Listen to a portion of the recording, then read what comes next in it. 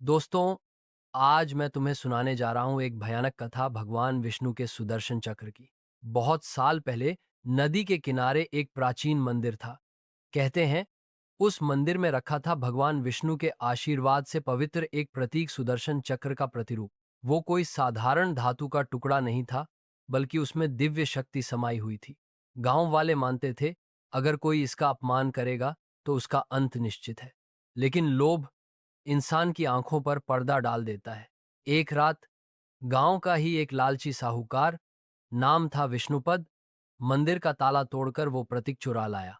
वो सोच रहा था ये तो बस एक पुराना धातु का चक्र है, बेचूंगा तो अच्छा दाम मिलेगा। लेकिन दोस्तों, देवता की शक्ति कभी गलत हाथों में नहीं जाती। गलत हाथों में जाता है सिर्फ अभिशाप। उस रात चोरी करने के तुरंत बाद विष्णुपद को सुनाई देने लगी अजीब फुसफुसाहट।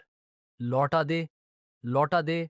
चारों ओर सन्नाटा, लेकिन आवाज उसके कानों में गूंज रही थी। उसका दिल कांपने लगा। फिर भी वो चक्र को कसकर पकड़कर चल पड़ा। अचानक आसमान में बादल गरजने लगे, बिजली कड़कने लगी और उस चक्र से निकलने लगी अजीब लाल रोशनी।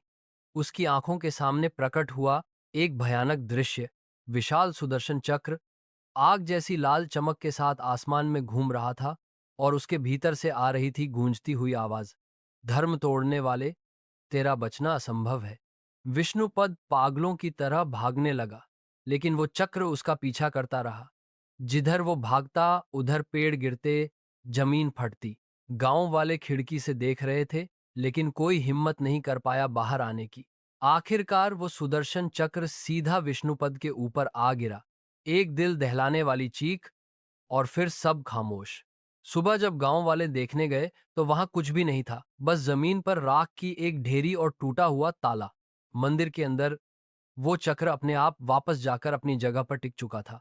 उस दिन से सबने समझ लिया, भगवान विष्णु का चक्र किसी गहने की तरह रखने की चीज नहीं है। वो है धर्म और न्याय का प्रतीक। जो भी उसका अपमान करेगा, वो अपने प्राण देकर ही प्रतिशोध का मूल्य चुकाएगा।